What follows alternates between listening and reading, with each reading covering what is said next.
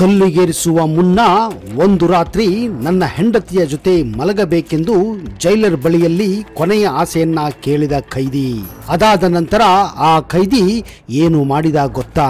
ಹೌದು ಸ್ನೇಹಿತರೆ, ಅದು 1981ನೇ ಇಸವಿ ಮೇ 3ನೇ ತಾರೀಕು ರಾಜಸ್ಥಾನದ ಜೈಪುರ್ ಕೇಂದ್ರ ಕಾರಾಗೃಹದಲ್ಲಿ ಸೂರಜ್ ಸಿಂಗ್ ಎನ್ನುವ ವ್ಯಕ್ತಿಗೆ ಗಲ್ಲು ಶಿಕ್ಷೆಯನ್ನ ಕೊಡಲಾಗಿತ್ತು. ಮರುದಿನ ಅವನಿಗೆ ಗಲ್ಲಿಗೇರಿಸುವ ಆರ್ಡರ್ ಹೈಕೋರ್ಟ್ ನಿಂದ ಕೂಡ ಬಂದಾಗಿತ್ತು. ಹೀಗಾಗಿ ಕೊನೆಯ ಬಾರಿಗೆ ಜೈಪುರದ ಕೇಂದ್ರ ಕಾರಾಗೃಹದ ಜೈಲರ್ ಅವನ ಕೊನೆಯ ಆಸೆಯನ್ನ ಕೇಳಿದ್ದಾರೆ. ಹಾಗೆ ಕೇಳಿದಾಗ ಅವನು ಜೋರಾಗಿ ಅಳಲು ಪ್ರಾರಂಭಿಸಿದ್ದಾನೆ. ಅವನ ದುಃಖವನ್ನು ಕಂಡು ಜೈಲರ್ ಮೋಹನ್ ಲಾಲ್ ತುಂಬಾ ಬೇಜಾರು ಮಾಡಿಕೊಂಡಿದ್ದರು. ಯಾಕಂದ್ರೆ ಮರುದಿನ ಅವನಿಗೆ ಜೈಲು ಶಿಕ್ಷೆ ವಿಧಿಸಲಾಗಿತ್ತು. ಆಗ ಅವನನ್ನು ಸಮಾಧಾನ ಮಾಡಿ ಅವನ ಕೊನೆಯ ಆಸೆಯನ್ನ ಕೇಳಿದ್ದಾರೆ. ಆಗ ಸೂರಜ್ ಸಿಂಗ್ ತಾನು ಒಂದು ರಾತ್ರಿ ತನ್ನ ಹೆಂಡತಿಯ ಜೊತೆ ಕಳೆಯಬೇಕೆಂದು ಬೇಡಿಕೊಂಡಿದ್ದಾನೆ. ಆದರೆ ಈ ರೀತಿಯ ಕೊನೆಯ ಆಸೆಯನ್ನು ಎಂದಿಗೂ ಜೈಲರ್ ಮೋಹನ್ ಲಾಲ್ ತನ್ನ ವೃತ್ತಿಯಲ್ಲೇ ಕಂಡಿರಲಿಲ್ಲ, ಕೇಳಿರಲಿಲ್ಲ. ಆದ್ರೆ ಸೂರಜ್ ಸಿಂಗ್ನ ಕ್ಯಾರೆಕ್ಟರ್ ತುಂಬಾನೇ ಚೆನ್ನಾಗಿತ್ತು ಹಾಗೂ ಅವನ ನಡವಳಿಕೆ ಕೂಡ ಮತ್ತು ಅವನ ಕೆಲಸ ಜೈಲರ್ಗೆ ತುಂಬಾನೇ ಹಿಡಿಸಿತ್ತು. ಹೀಗಾಗಿ ಅವನು ಜೈಲರ್ ಹೃದಯವನ್ನು ಕೂಡ ಆ ಸಮಯದಲ್ಲಿ ಗೆದ್ದಿದ್ದ. ಆಗ ಜೈಲರ್ ಮೋಹನ್ ಲಾಲ್ ತನ್ನ ಸುಪೀರಿಯರ್ ಆಫೀಸರ್ ಹತ್ರ ಮಾತನಾಡಿ ಈ ಒಂದು ಅವಕಾಶವನ್ನ ಸೂರಜ್ ಸಿಂಗ್ಗೆ ಕೊಡಬೇಕೆಂದು ಬೇಡಿಕೊಂಡಿದ್ದಾರೆ. ಹೀಗಾಗಿ ಅವತ್ತು ಸಂಜೆ ಸೂರಜ್ ಸಿಂಗ್ ನನ್ನ ಅವನ ಹೆಂಡತಿಯ ಮನೆಗೆ ಕರೆದುಕೊಂಡು ಹೋಗಿ 10 ಜನ ಪೊಲೀಸರು ಅವನು ಒಂದು ರಾತ್ರಿಯನ್ನ ಅವನ ಹೆಂಡತಿಯ ಜೊತೆ ಕೊಳೆಯಲು ಅವಕಾಶ ಮಾಡಿಕೊಟ್ಟಿದ್ದಾರೆ. ಯಾವುದಕ್ಕೂ ರಿಸ್ಕ್ ಬೇಡ ಅಂತ ಮನೆಯ ಸುತ್ತಮುತ್ತ 15 ಜನ ಪೊಲೀಸರನ್ನ ಕೂಡ ಕಾಯಲು ಅಲ್ಲಿ ಬಿಟ್ಟಿದ್ದಾರೆ. ಯಾಕಂದ್ರೆ ಮರುದಿನ ಬೆಳಿಗ್ಗೆ ಜೈಲಿಗೆ ಕರೆದುಕೊಂಡು ಹೋಗಿ ಗಲ್ಲು ಶಿಕ್ಷೆಯನ್ನ ವಿಧಿಸಬೇಕಾಗಿತ್ತು. ಹೀಗೆ ಸೂರಜ್ ಸಿಂಗ್ ತನ್ನ ಮನೆಯ ಬೆಡ್ರೂಮ್ಗೆ ಹೋಗಿ ತನ್ನ ಹೆಂಡತಿಯ ಜೊತೆ ಕಾಲವನ್ನು ಕಳೆಯುತ್ತಿದ್ದ.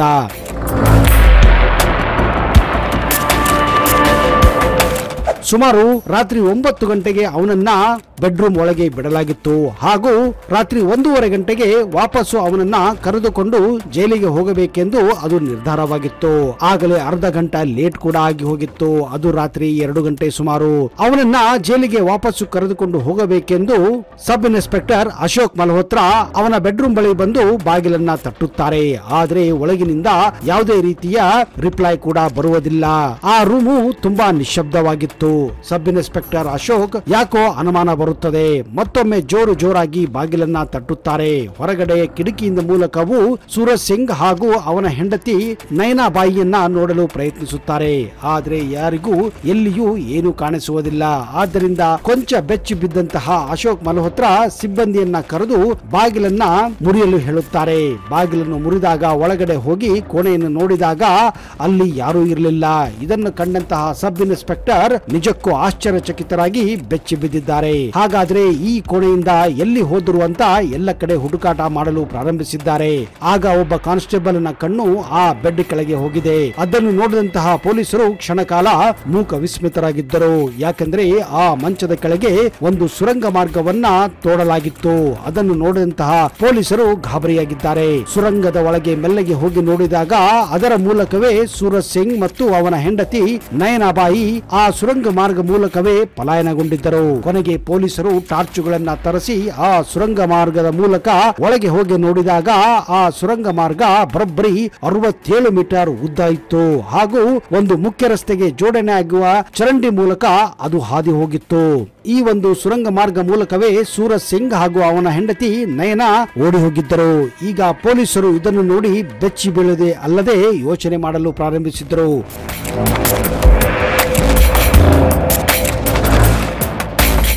ಇಷ್ಟು ಬೇಗ ಇಷ್ಟು ದೊಡ್ಡ ಹಾಗೂ ಉದ್ದವಾದಂತಹ ಸುರಂಗವನ್ನು ಕೇವಲ ಗಂಡ ಹೆಂಡತಿ ತೆಗೆಯಲು ಸಾಧ್ಯವೇ ಅಂತ.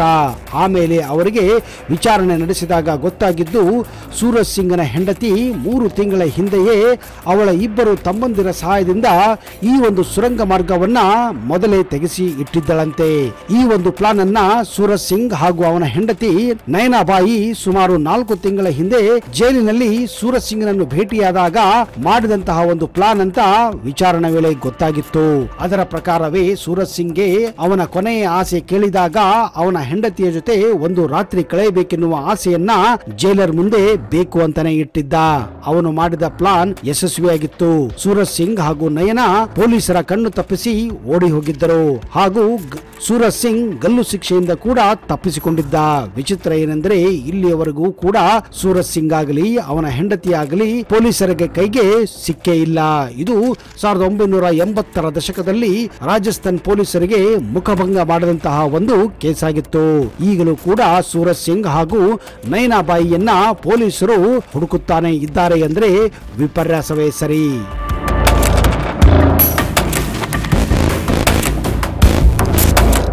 ಇನ್ಶೂರೆನ್ಸ್ ಹಣಕ್ಕಾಗಿ ಖತರ್ನಾಕ್ ಪ್ಲಾನ್. ಗಂಡನನ್ನೇ ಹೋಲುವ ವ್ಯಕ್ತಿ ಕೊಲೆಗೈದ ಪತ್ನಿ. ಹೌದು, ಆಗಸ್ಟ್ 24ನೇ ತಾರೀಕು 2024 ಇನ್ಶೂರೆನ್ಸ್ ಹಣ ಪಡೆಯಲು ಅಮಾಯಕರನ್ನ ಕೊಲೆ ಮಾಡಿ ಅಪಘಾತದ ನಾಟಕವಾಡಿದ್ದ ಗಂಡ ಹೆಂಡತಿಯ ಖತರ್ನಾಕ್ ಪ್ಲಾನ್ ಅನ್ನ ಪೊಲೀಸರು ಬಯಲು ಮಾಡಿದ್ದಾರೆ. ಸಾಲ ತೀರಿಸಲೆಂದು ಇನ್ಶೂರೆನ್ಸ್ ಹಣ ಪಡೆಯಲು ದಂಪತಿ ಪ್ಲಾನ್ ಮಾಡಿದ್ದರು.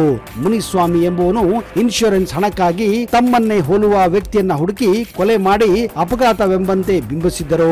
ಪ್ರಕರಣದ ಆರೋಪಿಯಾದ ಪತಿ ಪೊಲೀಸರಿಗೆ ಶರಣಾಗಿದ್ದು ಪತ್ನಿ ಈಗಲೂ ಕೂಡ ಪರಾರಿಯಾಗಿದ್ದಾಳೆ.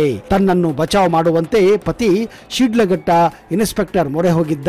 ಶಿಡ್ಲಘಟ್ಟ ಇನ್ಸ್ಪೆಕ್ಟರ್ ಗಂಡಸಿ ಪೊಲೀಸರಿಗೆ ಮಾಹಿತಿ ನೀಡಿದಾಗ ಈ ಪ್ರಕರಣ ಬಯಲಾಗಿದೆ.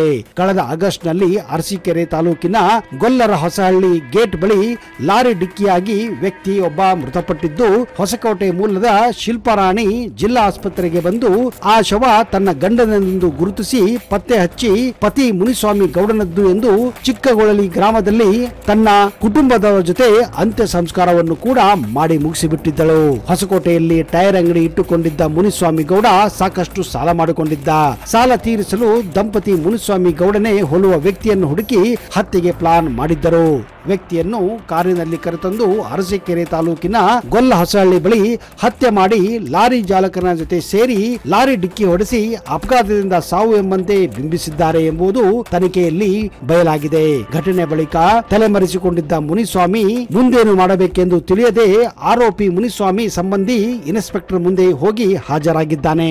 ನಡೆದ ಘಟನೆಯನ್ನ ವಿವರಿಸಿ ರಕ್ಷಣೆಗೆ ಅಂಗಲಾಚಿಸಿದ್ದಾನೆ. ಆದರೆ ಇನ್ಸ್ಪೆಕ್ಟರ್ ಗಂಡಸಿ ಪೊಲೀಸರಿಗೆ ಈ ಮಾಹಿತಿಯನ್ನ ನೀಡಿ ಆರೋಪಿಯನ್ನ ಬಂಧಿಸಲಾಗಿದೆ. ಈ ಪ್ರಕರಣವನ್ನು ಈಗಲೂ ಕೂಡ ವಿಚಾರಣೆ ಮಾಡುತ್ತಿದ್ದಾರೆ. ಮುನಿಸ್ವಾಮಿ ಹೆಂಡತಿಯನ್ನು ಈಗಲೂ ಕೂಡ ಪೊಲೀಸರು ಹುಡುಕಲು ಬಲೆ ಬೀಸಿದ್ದಾರೆ. ನೋಡಿದಿರಾ ಸ್ನೇಹಿತರೆ, ದುಡ್ಡಿಗಾಗಿ ಜನ ಏನೆಲ್ಲ ಮಾಡುತ್ತಾರೆ ಅಂತ.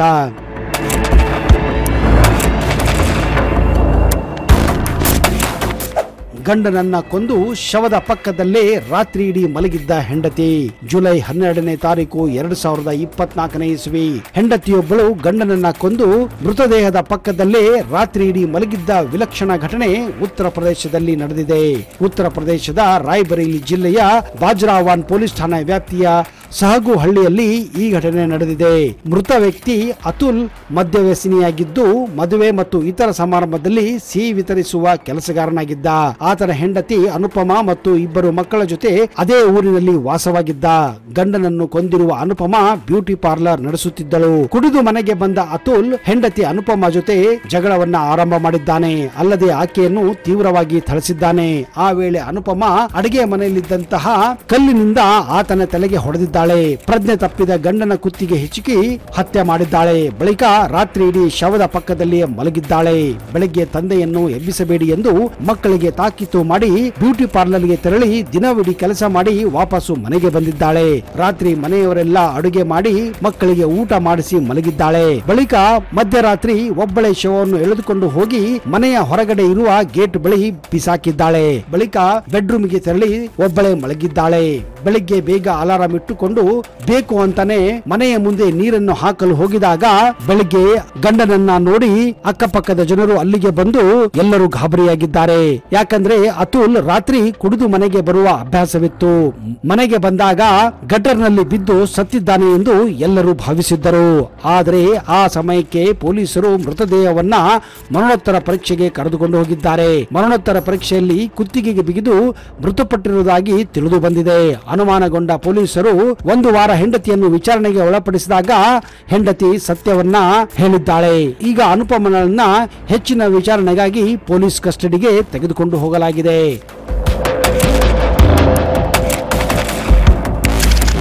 ನೋಡಿದಿರಾ ಸ್ನೇಹಿತರೆ, ಯಾವ ಸಂದರ್ಭದಲ್ಲಿ ಏನು ಆಗುತ್ತದೆ ಅನ್ನುವುದಕ್ಕೆ ಯಾರು ಏನು ಕೂಡ ಹೇಳಲು ಸಾಧ್ಯವಿಲ್ಲ. ಯಾವುದಕ್ಕೂ ನಾವು ನಮ್ಮ ಜಾಗೃತಿಯಲ್ಲಿ ಇರಬೇಕು ಅಷ್ಟೇ.